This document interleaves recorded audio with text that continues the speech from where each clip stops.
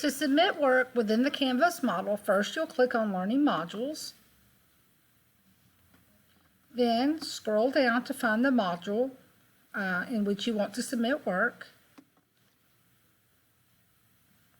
I'm choosing Module 9, Weekly Written Work.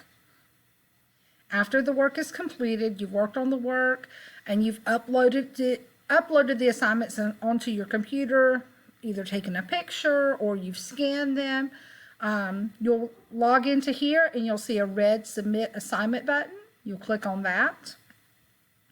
Here you should be able to choose files. If you have multiple files, after the first file is uploaded using Choose File, you click Add Another File, and then add as many files as you need to using this button.